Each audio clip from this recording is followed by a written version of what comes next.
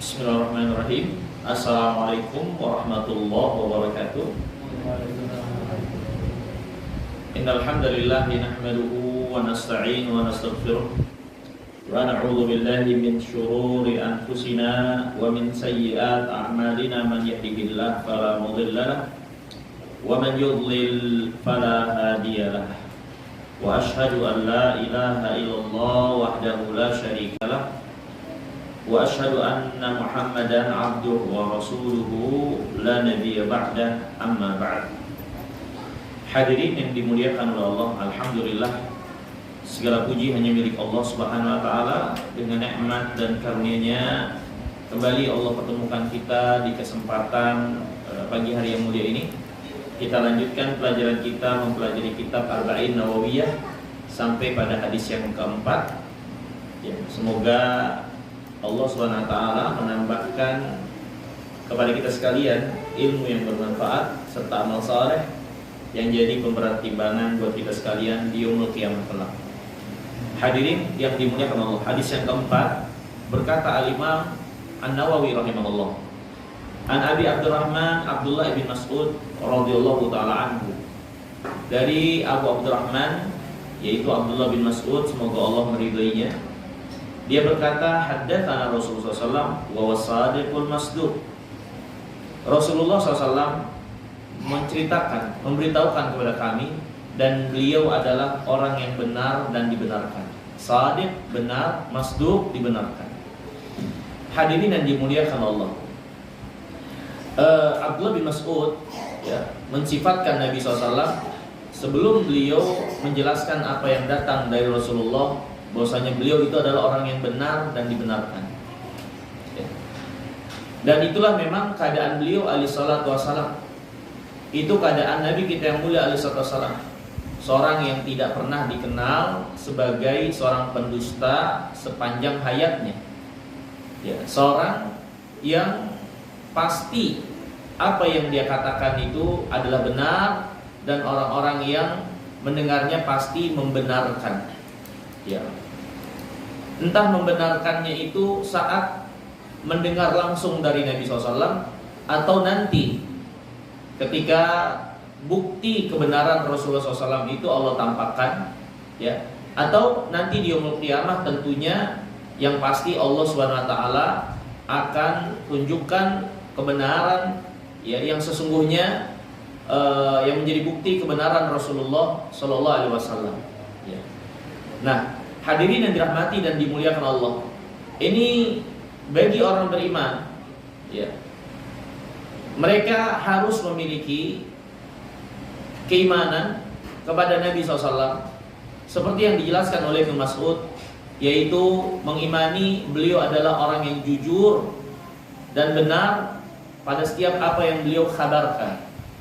Ya, walaupun mungkin ketika kita mendengar dan mengetahui kabar tersebut, saat itu kita belum mengetahui atau mendapatkan bukti akan kebenarannya. Tapi pastinya cepat atau lambat Allah akan singkat kebenaran tersebut. Makanya inilah ujian akhirnya bagi setiap yang mendengar apa yang datang dari Rasulullah SAW. Ujian sehingga membedakan dan mengklasifikasikan manusia, mana orang-orang yang beriman, mana orang-orang yang tidak beriman, mana orang beriman dan mana orang yang tidak beriman. Ya. Hadirin yang dirahmati dan dimuliakan Allah, akhirnya yang datang dari Nabi yang mulia alaihi wasallam, ya, ditinjau dari sisi bukti kebenarannya.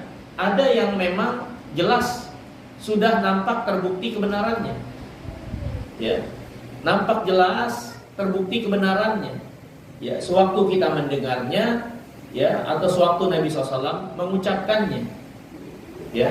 Dan ini banyak kasus tentang hal ini, terutama pada zaman Rasulullah SAW mengatakan hal tersebut, ya.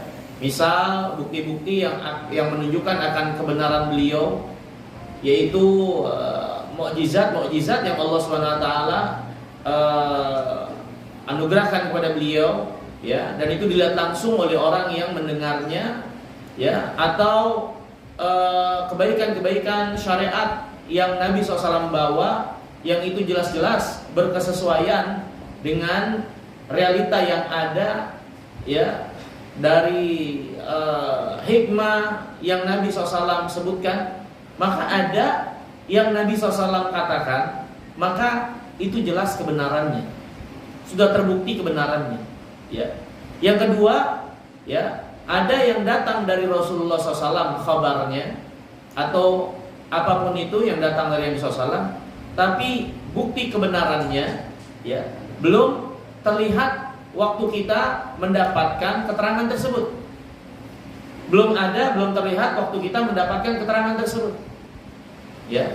Nah, bagi orang beriman sama saja. Mau bukti kebenarannya sudah mereka lihat nampak jelas atau belum terlihat nampak jelas, selama itu sah dari Nabi SAW, mereka harus mengimaninya. Keimanan ini menuntut kita untuk membenarkannya. Entah itu sudah terbukti jelas di hadapan kita, bukti kebenarannya, atau belum. Karena walaupun belum terbukti kebenarannya, bukan berarti itu nggak benar. Karena itu pasti akan terjadi sebagaimana yang dikabarkan. Contoh masalah ini adalah tentang hari kiamat. Telah datang kabar tentang hari kiamat. Ya, bukti-bukti yang menguatkannya banyak, tapi kan realita terjadinya kita belum mengalami. Tapi kita harus mengimani.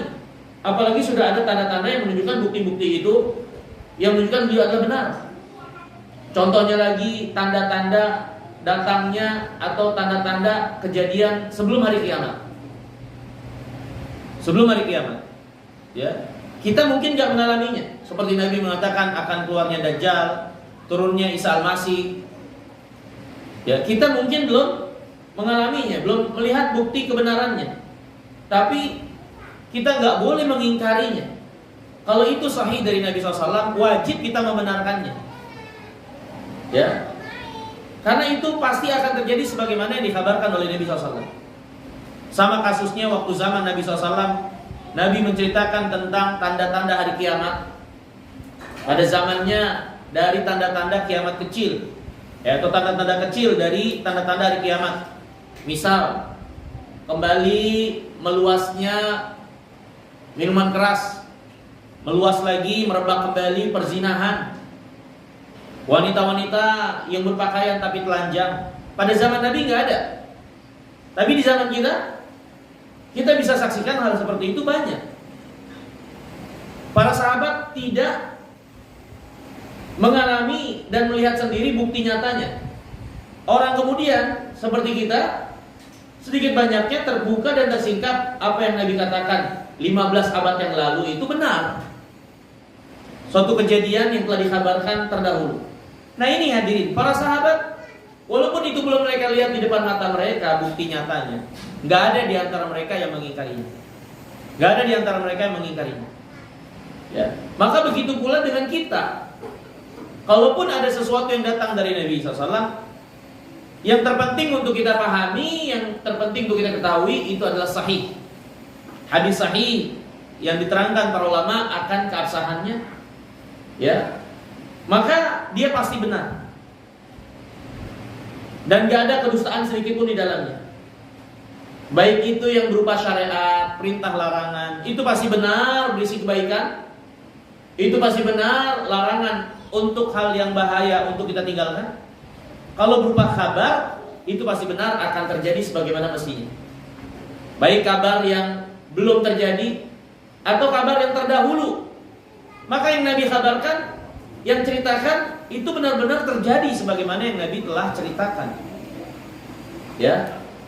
Jadi hadirin yang dirahmati dan dimuliakan Allah, inilah yang harus kita miliki sebagai bagian iman kita kepada Rasulullah SAW. Dan beliau Shadiqul Masduq, orang yang benar dan orang yang dibenarkan. Benar dalam perkataannya dan dia pasti akan dibenarkan. Mau buktinya itu sudah nampak ketika beliau ucapkan atau belum? Atau belum? Dan orang beriman harus mengimani Nabi SAW, apa yang datang dari beliau selama itu sahih, itu pasti benar sebagaimana adanya. Ya, ini hadirin yang dimuliakan Allah. Kemudian perkataan Ibnu Mas'ud Nabi SAW shadiqul masduq, benar dan dibenarkan. Ya, itu menjadi suatu pertanyaan buat kita. Kenapa Abdullah bin Mas'ud mengatakan demikian sebelum menjelaskan sesuatu dari Rasulullah SAW yang dia dapatkan? Ya, padahal ada hadis-hadis lain juga dari Abdullah bin Mas'ud. Ya, beliau tidak mendahului dengan perkataan ini sebelum mengatakan dan menjelaskan apa-apa dari Rasulullah SAW itu.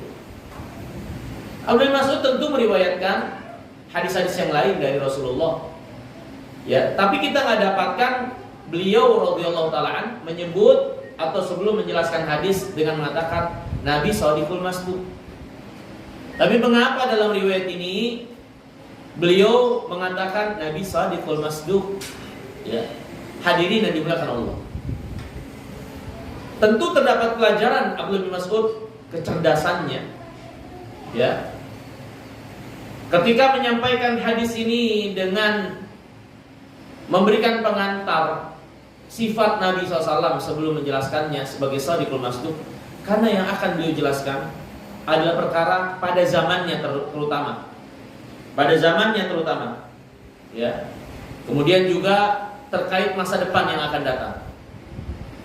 Juga terkait dengan ketetapan takdir Allah yang sifatnya rahasia. Ya. Jadi yang beliau akan jelaskan dalam hadis ini adalah perkara menurut manusia di zamannya itu tersembunyi. Kemudian yang kedua, perkara yang menjadi rahasia Allah dari takdir seorang anak manusia. Jadi manusia tertutup ilmu tentang apa yang akan disebutkan ini. Entah itu karena keterbatasan yang ada pada zamannya, atau yang kedua karena memang secara mutlak masalah takdir ilmunya nggak ada yang tahu kecuali hanya Allah Subhanahu Wa Taala. Ya, jadi Abdullah bin Mas'ud hendak menjelaskan dua perkara ini. Yang intinya dua perkara ini adalah perkara yang gaib. Ya, bagi beliau yang ada di zamannya dan bagi seluruh manusia kalau itu terkait masalah takdir. Ya. Nah, hadirin yang dimuliakan Allah, perhatikan di sini. Hadis ini intinya menjelaskan kepada kita sekalian tentang proses penciptaan manusia waktu ada di perut ibunya, di rahim ibunya. Yang kedua, hadis ini secara global juga menjelaskan tentang takdir manusia dari apa yang Allah tetapkan bagian nasib dia dalam hidupnya. Ya.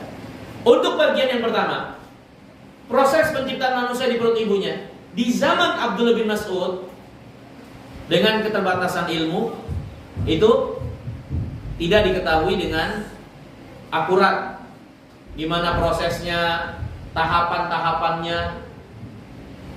Mereka nggak tahu karena mereka nggak bisa melongok ke rahim seorang wanita untuk melihat bagaimana proses itu. Ya. Jadi itu gaib bagi mereka di zamannya. Adapun bagi orang-orang di zaman setelah Abdullah bin Mas'ud seperti zaman kita, proses itu sudah disingkap oleh para ilmuwan. Bagaimana proses Allah menciptakan manusia di rahim ibunya.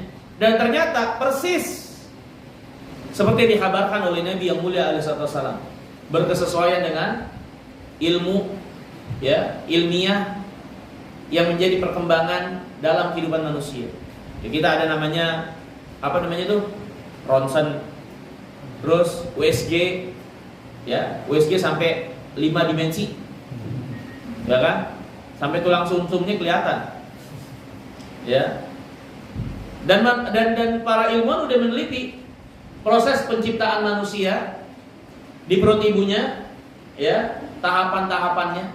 Dan itu persis seperti yang dikabarkan oleh Nabi yang mulia alaihi salatu wasallam. Padahal Nabi bukan ilmuwan, para sahabat juga dahulu gak mengetahuinya tapi mereka mengimaninya. Ya.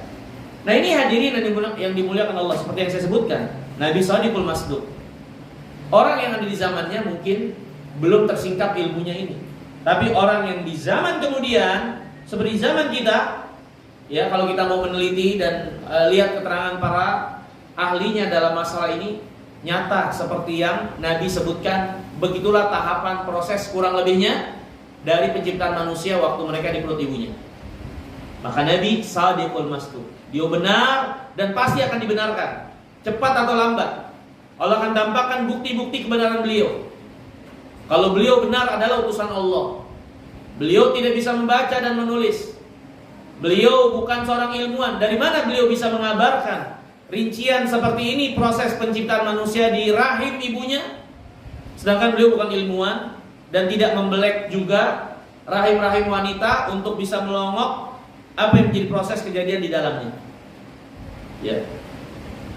Nah, hadirin yang dimuliakan Allah, bagi kita ya, yang datang kemudian, tentu ini di antara bukti-bukti yang Allah SWT tampakkan sehingga gak ada alasan untuk kita tidak membenarkan agama ini. Gak ada alasan untuk kita tidak membenarkan Rasulullah, tidak membenarkan Al-Quran, tidak membenarkan apa yang datang dari Rasulullah. Akhirnya satu persatu Allah singkap bukti kebenaran itu. Di antaranya adalah ya hadis ini tentang penciptaan manusia, bagaimana prosesnya. Kalau bukan wahyu dari Sang Pencipta yang maha berilmu tentang rincian segala sesuatu, dari mana Nabi bisa mengabarkan ini prosesnya kayak gini, tahapannya begini. Dari mana? Beliau gak belajar, bukan ilmuwan, gak ada mikroskop, gak ada USG. Tapi kita di zaman sekarang, ilmuwan-ilmuwan membuktikan dan berkesesuaian dengan yang Nabi SAW sebutkan. Ya. Makanya harusnya bagi kita semakin menguatkan keimanan. Semakin menguatkan keimanan. Yang kedua, dalam hadis ini juga menjelaskan tentang salah satu yang menjadi rahasia Allah dari perkara gaib, tapi Allah gak singkap dan tetap akan terus menjadi rahasia Allah, yaitu apa? Takdir manusia, nasib mereka ketika mereka menjalani hidup, yang Allah SWT juga sebutkan atau Nabi sebutkan proses takdir itu diantaranya terjadi ketika mereka di perut ibunya. Tapi ini rahasianya di sisi Allah, gak ada di antara kita yang tahu. Rahasia Allah SWT, takdir itu rahasia dari rahasia Allah SWT. Gak ada di antara kita yang mengetahuinya. Ilmunya menjadi kekhususan bagi Allah Subhanahu wa taala. Ya. Nah, hadirin, ya, perhatikan ini dua ini. Ya, perkara gaib terkait masalah apa yang ada dalam rahim. Ya, kemudian yang kedua terkait takdir Allah Subhanahu wa taala. Yang satu sedikit banyaknya Allah singkap kebenaran apa yang Nabi SAW sebutkan dari proses penciptaan atau keberadaan manusia. Yang kedua, ilmunya mutlak, Allah simpan di sisinya. Dan dua hal ini datang pada redaksi kabar yang sama dari Nabi SAW, ya, dan sekaligus dari satu redaksi. Perhatikan di sini. Kalau yang ini benar dan telah terbukti kebenarannya, maka yang ini juga pasti benar. Ini juga pasti benar. Ya. Karena dia datang dengan satu redaksi, datang dari sumber yang sama. Ya. Maka kalau penjelasan tentang penciptaan manusia dari perkara gaib yang Nabi SAW gak tahu ilmunya dan ternyata terbukti kebenarannya, maka perkara takdir pun demikian. Itu pasti benar untuk kita imani. Tidak ada di antara kita kecuali Allah lah Subhanahu wa taala yang menetapkan takdirnya, kadar-kadar bagian yang akan kita dapatkan, yang tidak akan kita dapatkan. Yang Allah tetapkan buat kita untuk kita dapatkan, akan kita dapatkan. Betapapun penghalang-penghalang menghalangi untuk menghalangi hal tersebut, akan kita dapatkan kalau memang itu takdir Allah. Dan apa-apa yang Allah tidak takdirkan untuk kita dapatkan, nggak akan kita dapatkan. Betapapun usaha yang diusahakan untuk mencapai hal tersebut, ini harus kita imani. Ya, karena ini datang kabar dari Nabi yang mulia SAW, Shadiqul Masduq, yang benar dan dibenarkan. Ya, apalagi ya sudah nampak Allah singkap bukti akan kebenaran yang Nabi SAW sampaikan tersebut. Ini hadirin yang dimuliakan Allah. Jadi ini diantara pelajaran. Abdullah bin Mas'ud mengatakan di awal, Shadiqul Masduq, beliau benar dan dibenarkan. Karena apa yang akan dijelaskan itu terkait perkara gaib. Ya, gaib terkait apa yang ada di rahim dan terkait dengan takdir Allah SWT. Ya. Nah, terkait apa yang ada di rahim, ya, di kemudian hari Allah singkap, ya, apa yang menjadi kebenaran berkesesuaiannya yang Nabi sebutkan. Nah, pastinya masalah takdir juga itu benar sebagaimana adanya, ya, walaupun mungkin kita belum bisa mencernanya, memahaminya atau mendalaminya, ya, karena itu rahasia Allah SWT. Sebagaimana dahulu rahim juga rahasia Allah yang Allah SWT belum bukakan bagi orang-orang pada zamannya, ya, tapi mereka beriman dan mereka terpuji dengan keimanannya.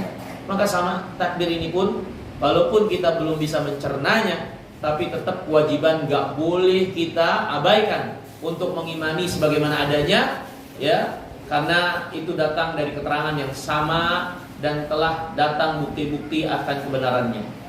Ya, maka ini, ya, sikap orang beriman terhadap apa yang datang dari Rasulullah.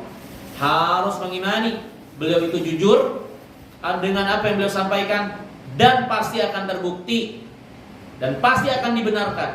Entah dibenarkan ketika di dunia sehingga orang itu jadi orang beriman dan manfaat pembenarannya, atau dibenarkan nanti di yaumul qiyamah.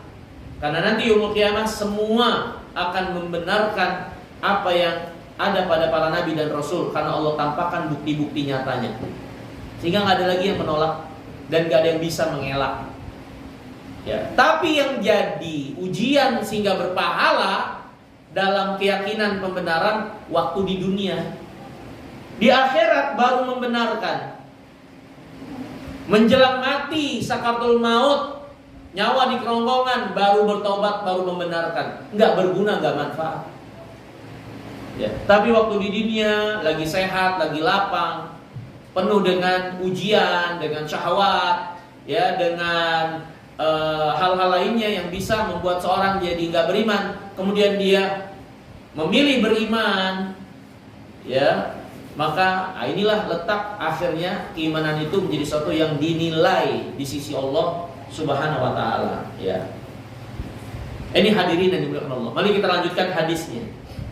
Kata Nabi SAW, Inna ahadakum yujma'u khalqu fi batni ummi. Salah seorang di antara kalian, ya, dikumpulkan di rahim ibunya dalam proses penciptaannya. Ya. Jadi hadirin yang dimuliakan Allah, umumnya manusia proses penciptaannya di perut ibunya. Kecuali Nabi Allah Adam, Hawa, ya. Tapi umumnya manusia setelah Adam dan Hawa, prosesnya adalah di perut seorang wanita, di rahim ibunya. Baik yang Allah ciptakan ada bapak ada ibunya, atau hanya ibu nggak ada bapaknya, tetap prosesnya di rahim seorang wanita. Ya, ini merupakan suatu kemuliaan dari Allah kepada seorang wanita.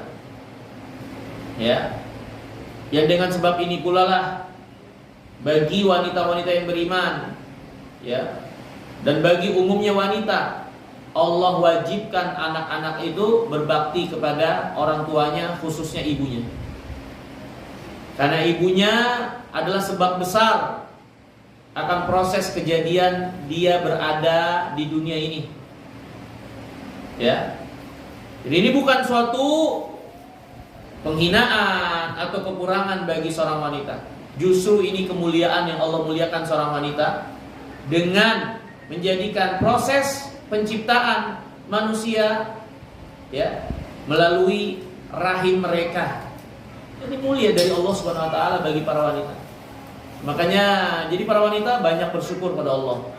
Ya, enggak usah merasa iri dengan apa yang ada pada laki-laki.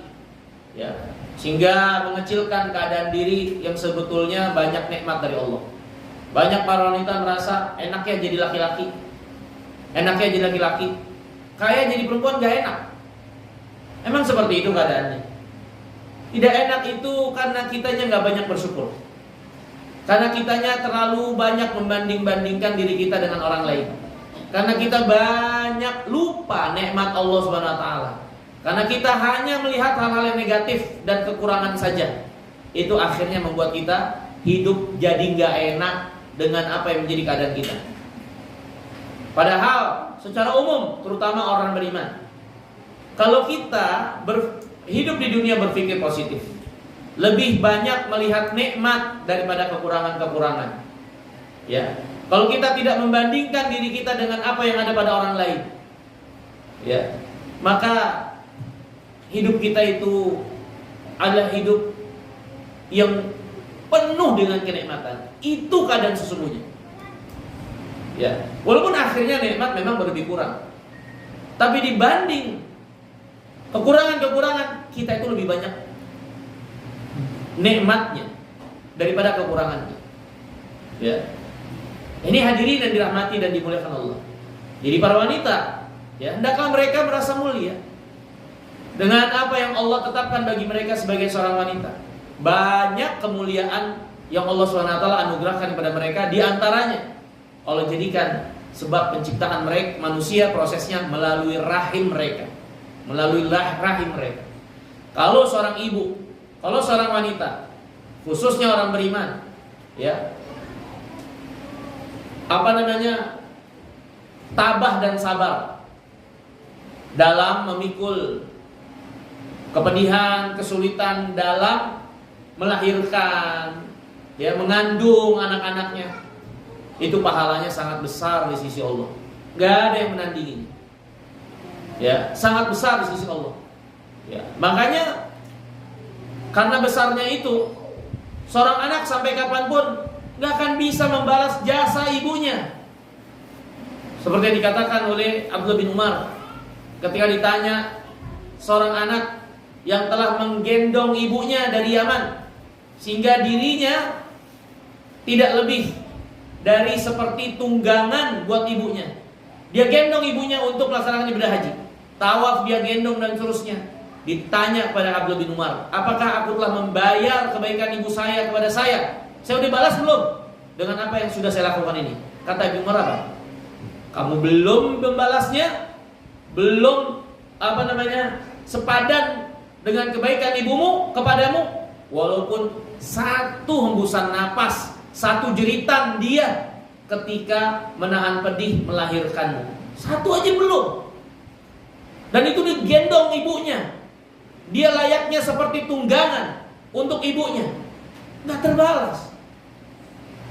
Maka seorang wanita, kalau mereka bersabar, mereka penuh syukur, banyak memuji Allah, ya, dengan tabah mengandung anaknya, melahirkannya, itu kebaikan yang sangat besar. Kebaikan yang sangat besar. Ya, tinggal yang harus dijaga kebaikan itu jangan sampai dihancurkan, diporak-porandakan dengan berbuat syirik kepada Allah SWT, dengan tidak bersyukur kepada Allah SWT, atau melakukan perbuatan-perbuatan lain yang membatalkan amal. Kalau enggak, seorang wanita adalah orang yang dimuliakan oleh Allah SWT. Ya. Walhal, kata Nabi, salah seorang di antara kalian, proses penciptaannya dikumpulkan di rahim ibunya. Nah, ini kata para ulama, ini di antara mukjizat Nabi SAW. Bagaimana Nabi SAW sampai bisa menyimpulkan proses penciptaannya itu dikumpulkan di perut ibunya? Kata dikumpulkan, berarti kan ada unsur-unsur yang nyatu. Ada unsur-unsur yang nyatu. Dari mana Nabi tahu dia bukan ilmuwan? Dan ilmuwan sekarang menyingkap proses penciptaan manusia adalah berkumpul dan bersatunya antara unsur laki-laki dari cairannya dan cairan yang ada pada wanita, berkumpul, bersatu, kemudian jadilah seorang anak manusia sesuai dengan apa yang Allah kehendaki. Terkadang mirip bapaknya, terkadang mirip ibunya. Dia bisa jadi laki-laki atau jadi perempuan atau kembar. kembar satu kelamin atau kembar lain jenis kelamin, sesuai dengan yang Allah kehendaki. Ya. Tapi itu semua prosesnya apa? Bersatunya cairan laki-laki dan cairan perempuan di rahim si wanita, berkumpul. Ya. Berkumpul bukan maksudnya hubungannya ya, tapi cairannya itu yang berkumpul di rahim si wanita. Dari mana Nabi SAW tahu proses ini? Ya. Nah, ini hadirin diantara yang tersingkap dari kebenaran itu saat ini. Kemudian Nabi mengatakan, arba'ina yauman nutfah. Berkumpulnya itu prosesnya 40 hari setelah bersatunya itu masih berupa cairan. Di 40 hari masih berupa cairan. Tsumma yakunu alaqatan mithla dzalik.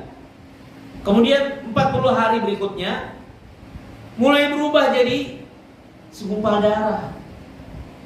Ya, tentu bagi yang di sini ada mempelajari ilmu kebidanan ya, atau ilmu kedokteran kandungan, nah tentu mereka mempelajari proses ini. Ya. 40 hari berikutnya itu jadi segumpal daging. Tsumma yakunu mudghatan mithla dzalik. 40 hari berikutnya baru berubah lagi, prosesnya meningkat jadi segumpal daging. Jadi cairan, kemudian jadi segumpal darah, ya, kemudian jadi segumpal daging. Ada mulai berbentuk tuh. Udah mulai berbentuk. Ada dagingnya. Walaupun belum sempurna, tapi prosesnya seperti itu. Ya. Kemudian menuju penyempurnaannya setelah menjadi segumpal daging baru proses lagi. Ya. Itu sebanyak 120 hari atau kurang lebih 4 bulan.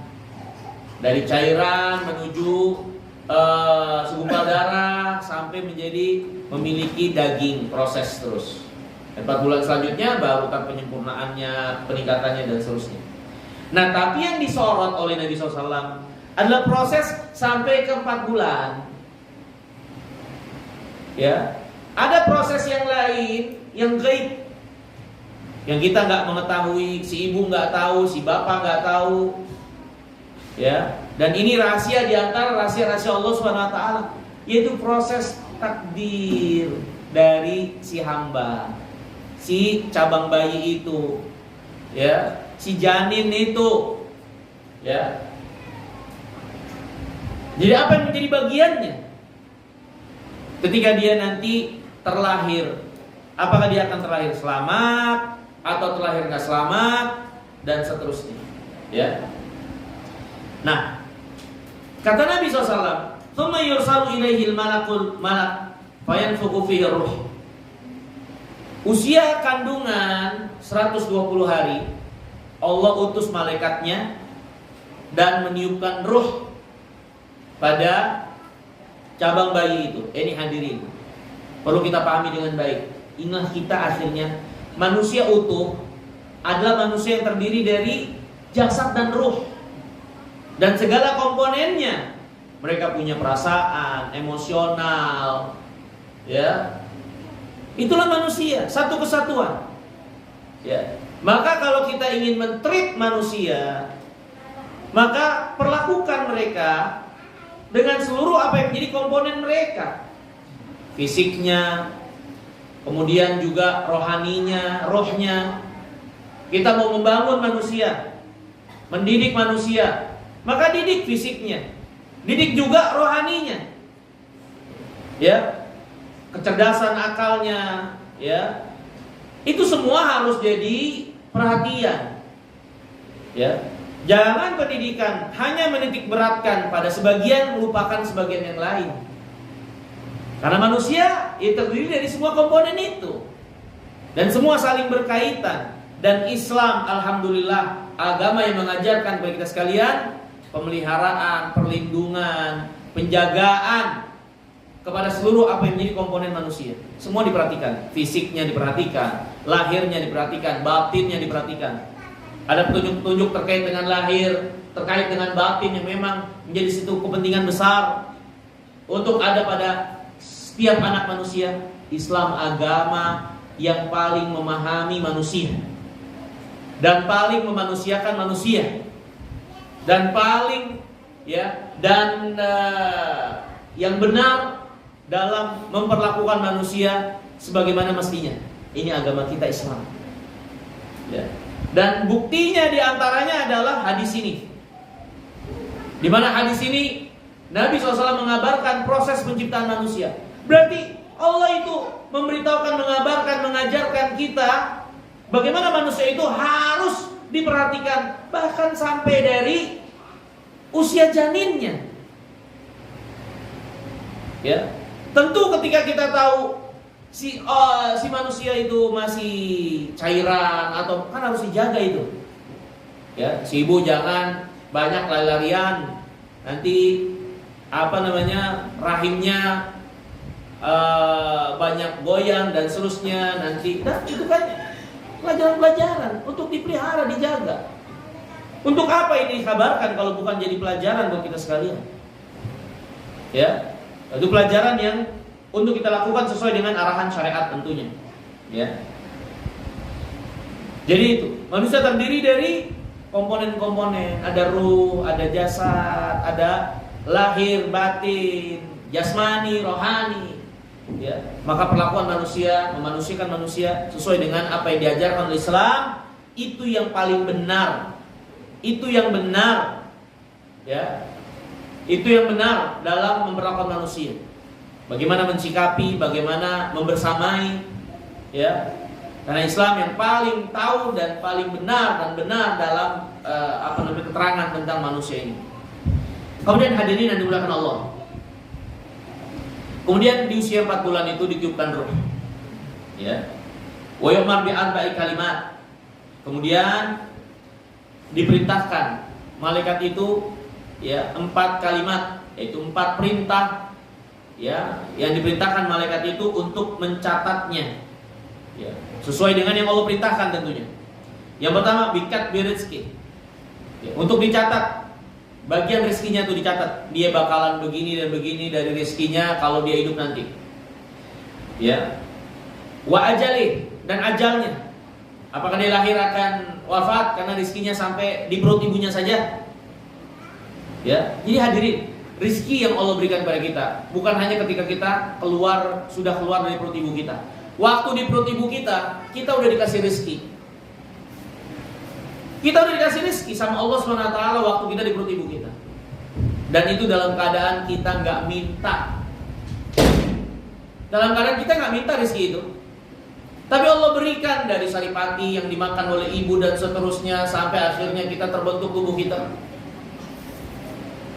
Maksudnya pelajaran bagi kita sekalian, jangan mengkhawatirkan berlebihan masalah rezeki yang sifatnya kehidupan duniawiyah.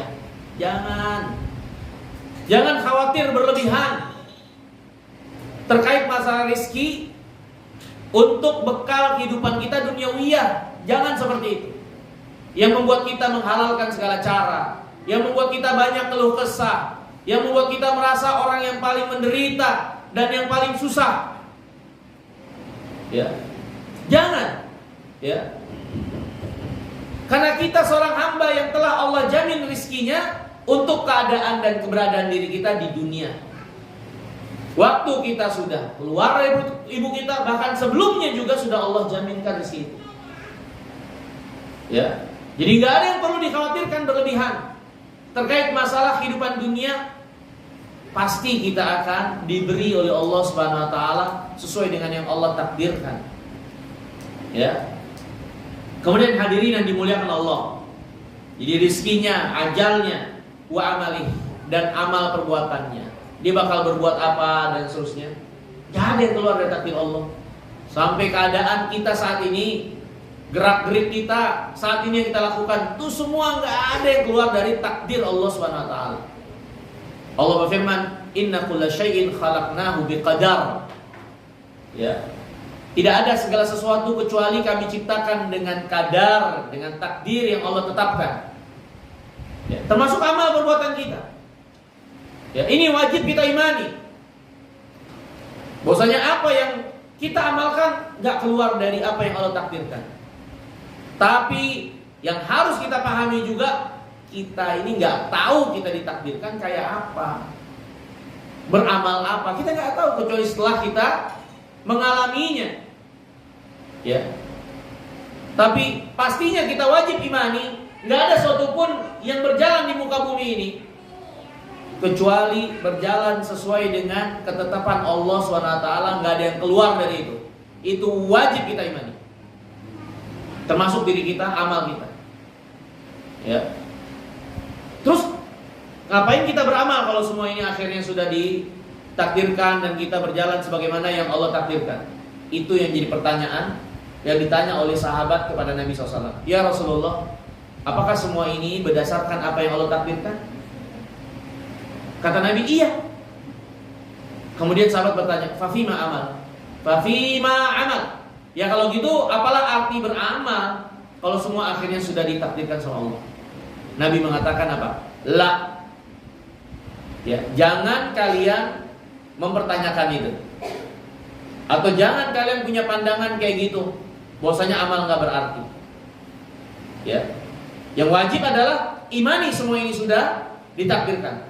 Kemudian selanjutnya kata Nabi apa? I'malu, teruslah kalian beramal.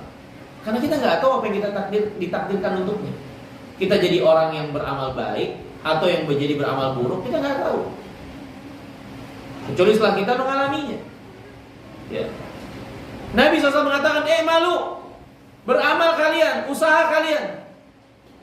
Jangan bersandar dan jangan mengandalkan takdir. Karena takdir rahasia dari rahasia Allah. Gimana kalian mengandalkan takdir dengan menyimpulkan kalau saya adalah penghuni neraka? Ilmunya dari mana? Kalau kamu pasti penghuni neraka. Kan gak ada yang tahu. Sehingga seorang malas beramal karena merasa saya lah penghuni neraka. Dia tahu dari mana? Makanya gak boleh ada pertanyaan itu, menganggap sia-sia amal yang dilakukan. Titik keadaan seorang hamba terkait takdir adalah beriman mengimaninya. Kalau semua tidak ada yang keluar dari ketetapan Allah. Selanjutnya berusaha. Ya, gak usah ada pertanyaan, ya ngapain berusaha kan udah ditakdirkan. Enggak, Nabi gak boleh itu. Kalau ada orang mengatakan tapi nampak kontradiktif, saya gak bisa paham. Kok kita semua udah ditakdirkan kayak wayang begini, ngapain lagi beramal? Itu yang jadi masalah. Jangan ditabrak-tabrakkan. Karena Nabi pasti benar, dia shadiqul masduq.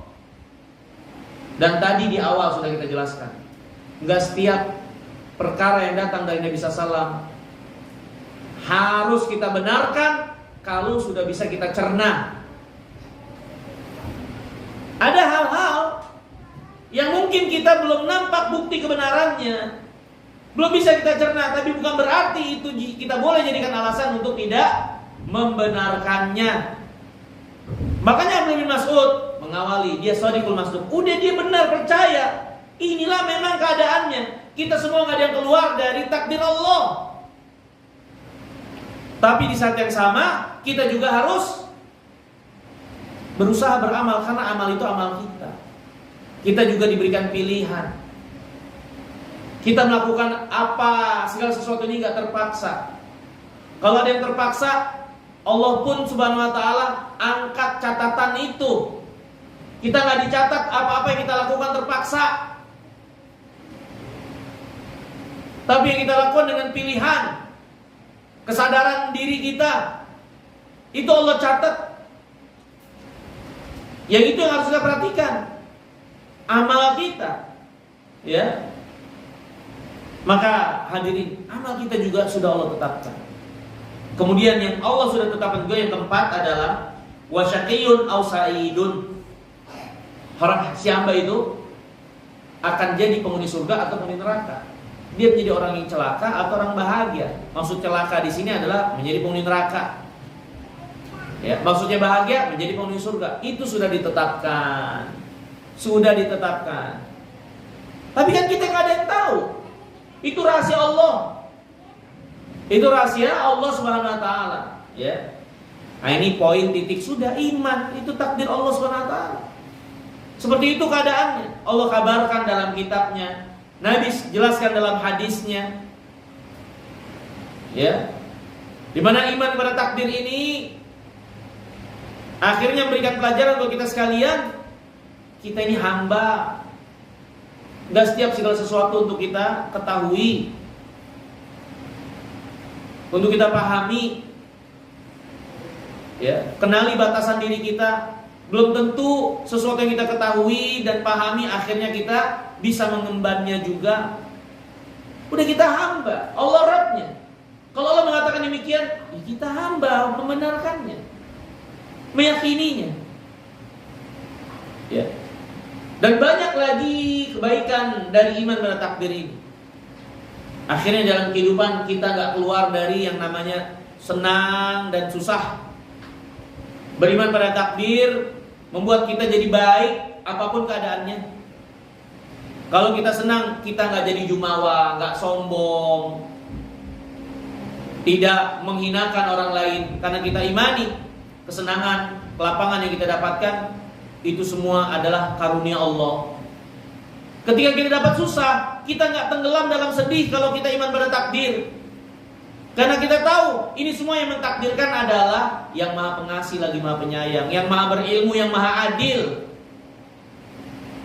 Pasti gak salah dalam menetapkan ini, walaupun itu bagi kita adalah kesusahan. Apalagi telah terdapat keterangan bagi orang beriman, kesusahan yang didapatkan Allah akan gantikan dengan kebaikan. Adalah kebaikan yang Allah ingin anugerahkan. Maka orang yang beriman lapang hatinya, mau susah mau senang. Maka iman pada takdir menjadikan kita baik jalanin hidup ini. Dari keadaan hati-hati kita terutama. Ya, iman pada takdir akhirnya membuat kita menjadi orang yang gak pesimis dalam hidup, selalu berpandangan negatif dan menyimpulkan hal-hal yang buruk terus pada diri kita. Kita kan gak tahu takdir Allah. Kenapa kita gak berpandangan positif, sesuatu yang membuat kita jadi lebih hidup, lebih bersemangat, lebih energi? Kenapa kita malah lebih mendahulukan hal-hal yang sifatnya negatif untuk jadi pemikiran, pandangan, sehingga kita jadi pesimis dan susah sendiri? Bukankah takdir itu rahasia Allah Subhanahu wa taala? Jadi beriman pada takdir akhirnya adalah satu bagian yang membentuk kepribadian kita menjadi baik apapun keadaannya dalam hidup di dunia ini. Mau susah, mau senang, ya, mau apapun badai yang melanda, ya, kita jadi orang yang bersandar kepada Allah, bertawakal kepada Allah, menghambakan diri kepada Allah, berserah kepada Allah. Kita tahu kapasitas diri kita tahu keadaan batas diri kita. Ini kebaikan dalam hidup. Tapi orang yang gak beriman pada takdir, dapat kesenangan dia sombong, dia merasa itu hasil usahanya sendiri, dialah yang menentukan segala sesuatunya, dia menghinakan orang-orang yang ada di bawahnya. Ketika dia gak beriman pada takdir, ketika seorang gak beriman pada takdir, ketika susah, dia tenggelam dalam kesedihan, sedih mendalam, terpuruk. Dia menyalahkan manusia berlebihan dengan apa yang dia dapatkan dari keburukan-keburukan. Sempit hidupnya. Yang gak beriman pada takdir, ya, yang gak beriman pada takdir umumnya selalu berpandangan hidup negatif, penuh dengan pesimis. Ya, akhirnya dia malas-malasan. Ini hadirin yang dimuliakan Allah. Apakah seperti itu yang kita inginkan? Ini kebaikan iman pada takdir yang memang harus kita imani. Ya, ada pun hal-hal yang belum kita pahami dari hal yang seperti kontradiktif, dan hilangin aja. Yang penting kita mengimani sebagaimana adanya yang datang dari Alkitab dan Sunnah. Titik, sudah. Sekali lagi, nggak harus sesuatu itu untuk kita akhirnya imani kalau sudah bisa kita cerna. Banyak hal yang gak bisa kita cerna tapi kita imani juga kok. Kan seperti itu. Ya. Kemudian hadirin yang dimuliakan Allah, Nabi SAW kemudian menjelaskan, demi Allah, fawallah alladzi la ilaha illa ghairuh, demi Allah yang tidak ada yang berhak disembah dengan benar kecuali Allah Subhanahu wa taala. Ya. Ini bersumpah dengan nama Allah. Jadi bersumpah itu kita hanya boleh dengan nama Allah atau dengan sifat Allah Subhanahu wa taala. Di antara sifat Allah adalah keberhakannya untuk diibadahi. Ya, dan Nabi SAW bersumpah dengan keduanya ini dalam hadis ini. Demi Allah, di mana Allah nggak ada yang berhak diibadahi kecuali hanya Allah saja. Kata Nabi, inna ahadakum la ya'malu bi amali ahli jannah hatta ma yakunu bainahu wa bainaha illa dhira'. Ada salah seorang di antara kalian sudah Allah tetapkan jadi penghuni, ada salah seorang di antara kalian yang amalnya itu adalah amalan penghuni surga dalam hidupnya, sampai nampak jarak antara dia dengan surga dengan sebab amalnya itu tinggal sejengkal. Jarak antara dia dengan surga nampak loh. Menurut zahir yang kelihatan, itu tinggal sejengkal aja. Ya. Fayasbiqu alaihil kitab. Tapi ketetapan yang sudah Allah tetapkan tercatat di kitab sudah mendahului dia. Bahwasanya dia adalah penghuni neraka. Sehingga sedikit lagi nyampe, tapi di akhir hayatnya dia beramal dengan amalan penghuni neraka. Akhirnya masuklah dia ke dalam neraka. Ya. Padahal nampak lahiriahnya dia beramal dengan amalan penghuni surga. Tapi takdir Allah telah menetapkan sebelumnya kalau dia menjadi penghuni neraka. Sehingga sebelum kematiannya, menjelang kematiannya, padahal surga udah tinggal sejengkal lagi, ibaratnya, di akhir hayatnya dia beramal dengan amalan penghuni neraka yang membuat dia masuk dalam neraka. Ya, itulah takdir Allah. Ya. Tapi sebaliknya ada di antara kalian yang sepanjang hayatnya beramal dengan amalan penghuni neraka. Nampak amalnya itu penghuni neraka, dari maksiat yang dia lakukan dan seterusnya. Sampai seolah-olah jarak antara dia dengan neraka tinggal sejengkal lagi, dekat. Tapi di akhir hayatnya, yang memang Allah telah tetapkan dia menjadi penghuni surga, di akhir hayatnya menjelang kematiannya dia beramal dengan amalan penghuni surga dan akhirnya dia masuk ke dalam surga. Nah, ini hadirin yang dirahmati dan dimuliakan Allah. Satu keterangan dari Nabi SAW, akhirnya ketetapan Allah yang berlaku. Ketetapan Allah yang berlaku, ketetapan Allah yang berjalan, ketetapan Allah yang menentukan segala sesuatunya. Ya, ini wajib kita imani demikian. Ya. Nah, hadirin yang dimuliakan Allah, kalau ada pertanyaan, loh, bukankah orang yang berbuat kebaikan Allah akan balas dengan mudahkan kebaikan-kebaikan selanjutnya? Bagaimana Allah mentakdirkan seorang dengan perbuatan baiknya tapi dia malah menjadi penghuni neraka? Bukankah Allah berfirman, fa amma man a'ta wattaqa wa saddaqa bil husna fasanuyassiruhu lil yusra. Adapun orang yang beriman dan bertakwa, membenarkan adanya surga, kebaikan, kami akan mudahkan jalannya, amalan-amalan yang mendekatkan dia ke surga. Artinya kalau dia beriman, ia akan mudahkan dalam kebaikan. Kan seperti itu. Tapi kenapa ini orang beramal saleh tapi malah ditutup dengan amalan ahli neraka? Bukankah kebaikan tidak membuahkan kecuali kebaikan? Kata Nabi SAW, inna rajula yasduq fayataharra sidq hatta yuktaba indallahi siddiqan. Sesungguhnya seorang ketika dia jujur dan selalu berlaku jujur, akhirnya dia dicatat sebagai orang yang jujur.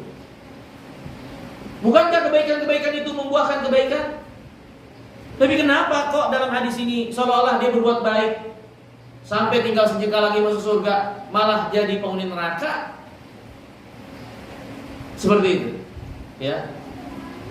Bukankah Allah Subhanahu wa taala berfirman, "Walladzina ihtadaw zadahum huda." Siapa yang menempuh jalan hidayah, Allah tambah hidayah. Bukankah seperti itu yang menjadi sunnatullah yang Allah sebutkan dalam Al-Quran? Maka para ulama menjelaskan, ya, terdapat keterangan dari hadis Nabi SAW yang lain, satu riwayat yang menjelaskan sesungguhnya seorang itu beramal dengan amalan nampak seperti amalan penghuni surga. Fima yabdulin nas, menurut apa yang nampak di mata manusia. Tapi Allah tahu apa yang menjadi keadaan hatinya. Maksudnya dia amal itu mungkin gak ikhlas, amal itu dia mungkin menyimpan kebusukan dalam hatinya. Nampak memang amalnya seperti penghuni surga. Allah lebih tahu hakikat keadaan orang tersebut, karena yang dihitung oleh Allah bukan hanya lahir, tapi lahir batin. Dan dia layaknya menjadi penghuni neraka. Maka akhirnya Allah tunjukkan keadaan dirinya sesungguhnya di akhir hayatnya sebagai penghuni neraka, walaupun nampak sebelumnya sebagai penghuni surga. Tapi itu yang nampak menurut mata manusia. Nah, ini makanya para ulama mengkorelasi seperti itu. Tapi ada orang-orang yang beramal dengan amalan penghuni neraka. Tapi sebetulnya orang itu adalah orang yang beriman. Dia melakukan perbuatan itu mungkin karena terpaksa, atau dia kemudian melakukan itu penuh dengan penyesalan. Tapi terkadang dia nggak bisa lari dari perbuatan maksiat yang terus mengikat dia. Karena dia ada di circle itu. Dia sebetulnya udah sangat sedih dengan kejelekan itu. Sehingga di akhir-akhir umurnya Allah berikan taufik penyesalannya, berikan taufik akan pertaubatannya, dan dia bertobat. Dan orang yang bertobat gak ada halangan Allah untuk tidak mengampuninya kalau tobatnya benar. Ya, tapi Allah mengetahui keadaan hatinya. Ya, nah ini korelasi. Untuk kita pahami, jangan tertipu dengan apa yang menjadi penampilan-penampilan lahiriah. Akhirnya yang tahu dan kenal kita, orang lain yang benar-benar bertakwa adalah Allah Subhanahu wa taala. Allah yang nilai.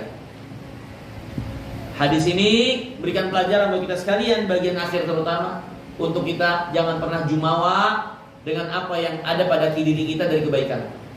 Kita nggak tahu nasib akhir surat kita, karena hati kita berbolak-balik.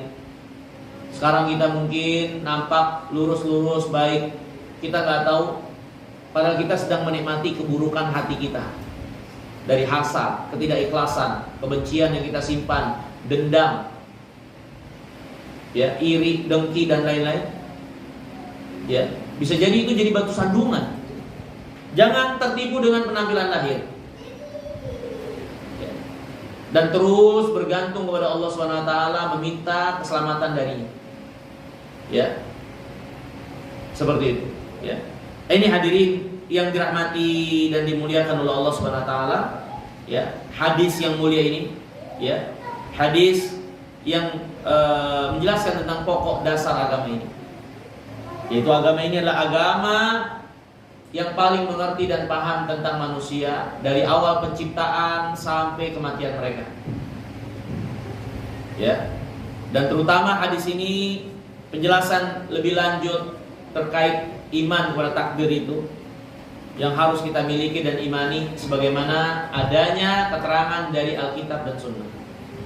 Hadis ini juga memberikan pelajaran selain pelajaran-pelajaran yang lain untuk kita terus bergantung bersandar pada Allah dan memiliki rasa takut betapapun kita nampak melihat diri kita sebagai orang yang lahiriahnya sudah baik. Ya, jangan terpukau dan tertipu dengan apa yang sudah kita amalkan. Terus takut kepada Allah, kita nggak tahu akhir sudah kita.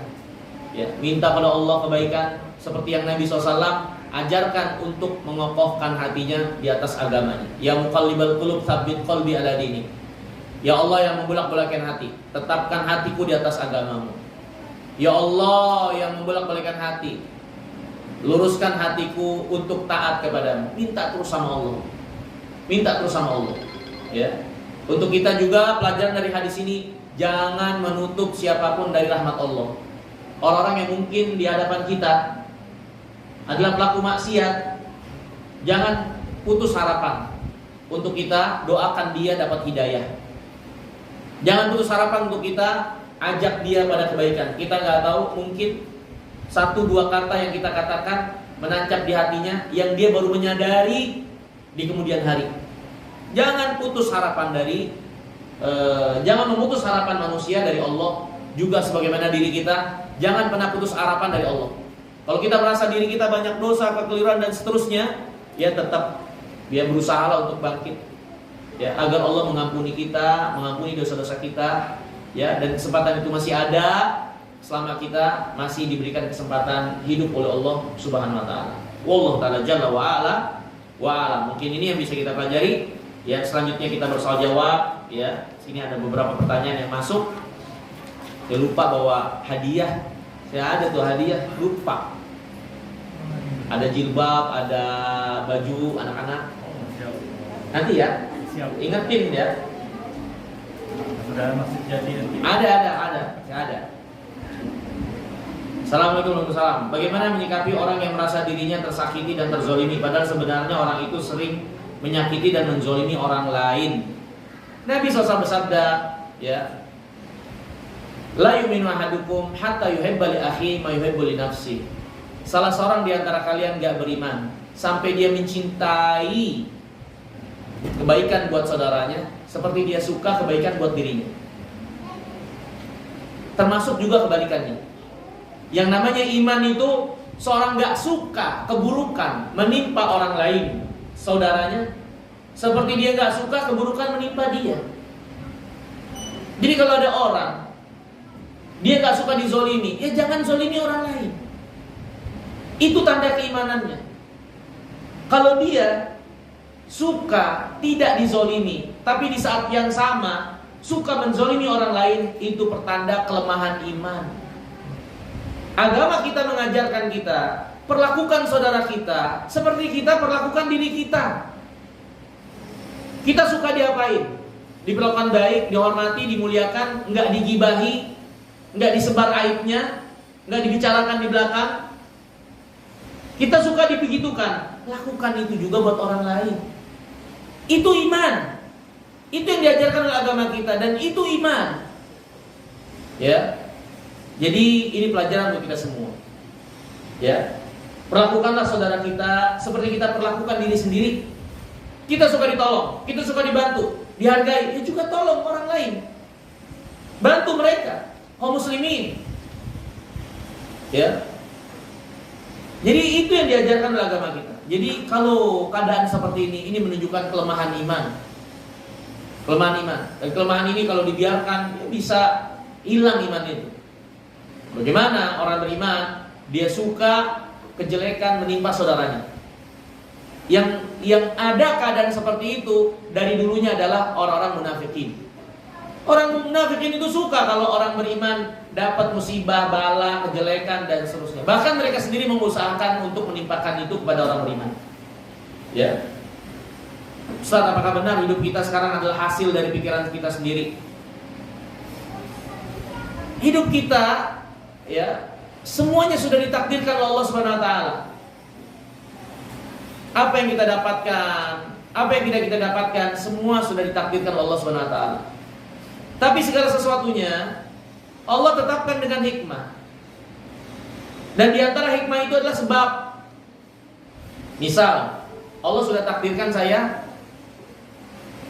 haus dan tidak haus, kan begitu? Ya. Kenapa saya haus? Ada hikmahnya. Ini ada sebabnya. Dari apa yang Allah perjalankan dari sunnatullah. Ya mungkin saya dehidrasi, banyak ngomong, haus. Terus gimana biar saya nggak haus? Ya dengan minum air. Tapi saya yakini bahwasanya haus dan tidaknya saya pastinya takdir Allah. Tapi kan itu ada sebabnya. Ya. Nah, hadirin yang dirahmati dan dimuliakan Allah Subhanahu wa taala. Ya. Ini juga yang berjalan pada diri kita. Apa yang kita dapatkan dari keburukan dan kebaikan itu gak datang begitu saja semuanya. Ya. Ada sebab-sebab yang juga mempengaruhi dengan izin Allah yang menjadi sunatullah yang memang berkaitan terkait apa yang kita dapat dan kita tidak dapat. Ya. Makanya Nabi suruh kita berusaha. Makanya Nabi SAW suruh kita beramal. Allah suruh kita beramal dan seterusnya. Nah, seorang yang hidupnya selalu berpikir negatif dan pesimis dalam hidup ini, maka itu di antara sebab keburukan. Di antara sebab keburukan. Tapi sebab hanya boleh kita imani sebagai sebab, yang menentukan tetap Allah. Tapi pastinya pesimis itu adalah sebab kejelekan. Nabi SAW bersabda, Allah berfirman, Ana inda dhanni abdi bi. Saya, kata Allah, sesuai dengan bagaimana prasangka hambaku kepadaku. Jadi kalau kita buruk sangka sama Allah, dan itu yang terus kita pelihara dalam diri kita, Allah menyiksa saya, Allah gak adil, saya bakalan tersiksa. Seperti orang-orang yang mau umroh atau mau haji, itu udah terframing, terdoktrin. Kalau kota Mekah itu kita umroh dan haji, di sana kita bakalan tersiksa, mendapatkan perlakuan seperti apa yang menjadi kelakuan kita waktu di tanah air. Kalau di tanah airnya tukang iseng, tukang zolimin orang, kan di sana bakal dapat. Itu yang banyak dibawa oleh jamaah mau haji mau umroh, sehingga gak sedikit sebagian orang mengurungkan niat ibadahnya karena takut, saya belum bersih, ntar saya di sono malahan kenapa-kenapa. Ini semua adalah doktrin sesat. Kita diperintahkan haji dan umroh untuk jadi tamu Allah. Kota Mekah bukan tempat penyiksaan. Allah perintahkan kita memuliakan tamu. Bagaimana Allah sendiri tidak akan memuliakan tamunya? Tapi terkadang ada orang yang mendapatkan pengalaman spiritual seperti itu di sana, ya karena dia sudah membawa prasangka buruk. Ya, itu diantara sebabnya. Dia sudah berburuk sangka dulu, kalau di Mekah dia bakalan begini, dapat begini karena dia banyak dosa di tanah air dan seterusnya. Akhirnya dapat seperti, akhirnya diterima dan seterusnya. Ya dia udah bawa prasangka buruk. Banyak yang lain yang mungkin lebih buruk dari dia, biasa aja. Ya, karena prasangka buruk itu diantara sebab keburukan. Apalagi prasangka buruknya kepada Rabbul Alamin. Haram, itu bisa membatalkan iman. Ya. Misalkan pesimis dalam menyikapi hidup, maka kegagalan didapatkan, dan sebaliknya. Jika pikiran baik, maka hidup ke depan pun insya Allah baik. Walhal itu sebab, ya, dan kita diajarkan oleh agama kita untuk banyak mengingat nikmat, berpikiran positif, penuh dengan harap kebaikan kepada Allah dengan beramal saleh dan dengan melakukan sebaik mungkin. Ya, seperti itu. Walaupun nanti akhirnya kegagalan kita dapatkan, tetap kita berbaik sangka kepada Allah. Di balik kegagalan itu pasti ada kebaikan yang Allah inginkan buat kita, dari balasan, ganti yang lebih baik, dinaikkan derajat kita, atau jadi pengalaman, jadikan kita lebih kuat lagi, ya, dan seperti itu. Apakah takdir bisa dirubah dengan sedekah dan doa? Pertama, kita harus imani takdir itu akan terjadi sebagaimana adanya menurut ketetapan Allah, ketentuan Allah SWT. Dan dia sudah ditetapkan oleh Allah, pena sudah diangkat, catatan sudah mengering. Allah perintahkan kita doa, Allah perintahkan kita sedekah, ya. Itu berpulang kepada Allah Subhanahu wa taala.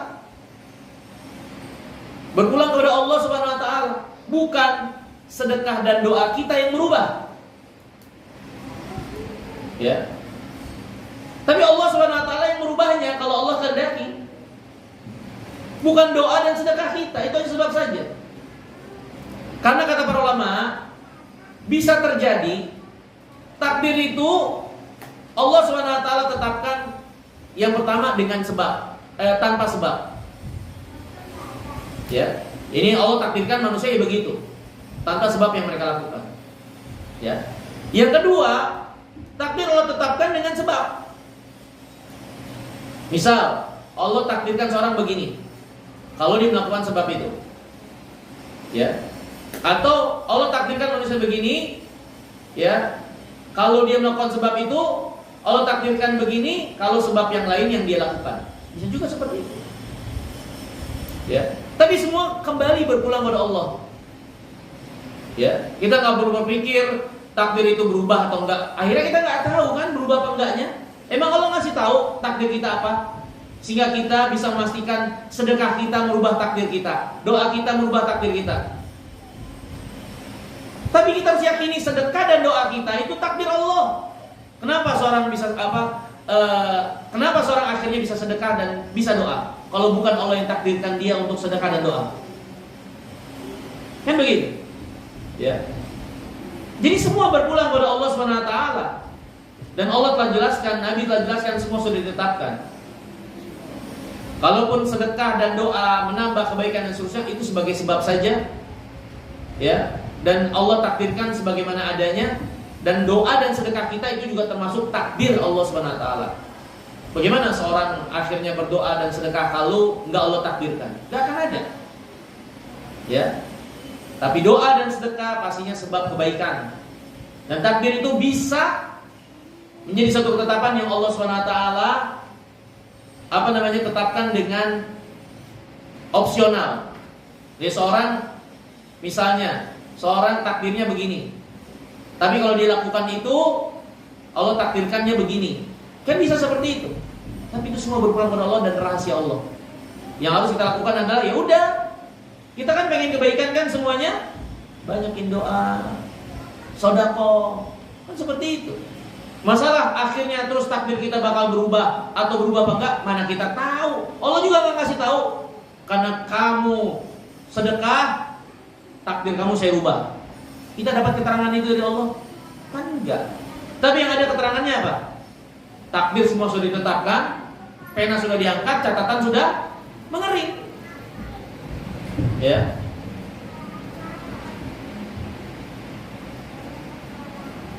Tolong terangkan perkataan Imam Syafi'i ini. Seandainya Allah tidak menurunkan hujjah untuk makhluk kecuali surat ini, saya sudah cukup bagi mereka. Maksudnya perkataan Imam Syafi'i ini, kalau nggak ada surat yang lain untuk menjelaskan kepada manusia apa yang harus mereka lakukan untuk mereka pertanggungjawabkan kepada Allah, itu maksudnya dengan hujjah. Kalau nggak ada yang Allah turunkan surat-surat yang lain kecuali surat Al-Asr, yang itu sudah cukup menjadi hujjah, argumentasi, sehingga manusia nggak punya lagi alasan untuk tidak melakukan apa yang ada di dalamnya. Iman, amal saleh, kemudian saling menasehati dalam kebaikan dan sabar. Karena kalau 4 perkara ini diamalkan, sebagaimana yang Allah tunjukkan dalam surat Al-Asr, manusia itu nggak sia-sia hidup di dunia, menghabiskan waktu dalam kehidupan mereka. Karena Allah berfirman, wal asr innal insana lafi khusrin. Demi waktu, manusia semua rugi. Dan kita semua Allah ciptakan nggak sia-sia. Ada balasan dan tanggung jawaban.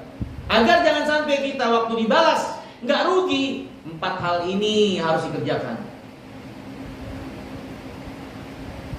Kalau enggak, ya rugi nanti ngadep Allah mempertanggungjawabkan ini semua. Al-Quran semuanya Allah turunkan sebagai petunjuk apa yang harus kita lakukan, yang harus kita tinggalkan, sehingga kita nggak jadi rugi nanti di yaumul qiyamah terutama. Nah, maksud Imam Syafi'i, ini surat yang agung. Kalau kita renungi, pahami dan amalkan dengan baik, itu sebetulnya cukup untuk menyelamatkan kita di yaumul qiyamah kelak dengan mengamalkannya. Diamalin, yaitu apa? Iman dengan baik dan benar, amal saleh yang sesuai dengan contoh Nabi SAW dan ikhlas, kemudian bermanfaat bagi makhluk. Ya, bermanfaat bagi makhluk. Bagaimana? Dengan mengajak pada kebaikan, ya, dengan saling menguatkan untuk sabar, menjalankan 3 itu. Ya, ini. Jadi hidup kita jadi bermanfaat dan gak rugi kalau kita jadi orang yang beriman, yang benar, amal saleh yang benar. Yang ketiga, bermanfaat untuk makhluk. Ya. Di zaman sekarang jika putus proses kehamilan lewat proses yang dinamakan bayi tabung sebagai bentuk ikhtiar, apakah dalam Islam itu diperbolehkan? Wallahu taala alam, ya. Yang saya ketahui, ya, para ulama kontemporer tidak membolehkan. Ya, karena kalau dibuka pintu ini dapat membawa berbagai macam keburukan. Ini keburukannya apa? Yaitu nasab yang bisa bercampur, nggak jelas nasab. Ya, nggak jelas nasab. Karena bisa jadi yang dimasukin itu ternyata cairan orang lain. Ya. Atau seorang mencampurkannya antar cairan itu padahal nggak ada hubungan pernikahan. Kan bisa saja. Kamu punya anak, saya mau punya anak, nggak usah nikah. Kita campurin aja cairan kita. Padahal nggak ada ikatan pernikahan. Kan seperti itu. Nah itu bisa terjadi, makanya para ulama menutup pintu ini. Menutup pintu ini. Kalaupun ada yang membukanya, dibuka dengan syarat yang banyak. Dokternya harus terpercaya, yang membuat itu benar-benar pasangan suami istri, sehingga tidak berselisih nasab. Ya, karena kalau itu dibukakan tanpa syarat-syarat yang ketat, ya banyak orang nanti, ya dia nggak mau nikah tapi mau punya anak. Misalnya nih seorang perempuan, dia malas laki-laki pada brengsek semua, tapi saya mau punya anak. Akhirnya dia cari-cari siapa, dibayar sperma orang, ya, gitu. Nanti di kemudian hari si laki itu menuntut, itu kan anak saya juga. Kenapa dia hanya berbuat baik kepada kamu, nggak ke saya? Saya juga kan itu dari benih saya. Oh jadi ribut entar. Makanya kalaupun dibukakan pintunya syaratnya ketat, tapi hukum asalnya itu ditutup, nggak boleh. Ya, wallahu ta'ala jalla wa ala. Mungkin ini yang bisa kita pelajari. Ya, terima kasih banyak atas kesempatannya. Ya, mohon maaf pengertiannya. Ya, kita berdoa semoga Allah SWT mengokohkan, menguatkan kita di atas iman, amal saleh, di atas Alkitab, di atas sunnah Nabi SAW.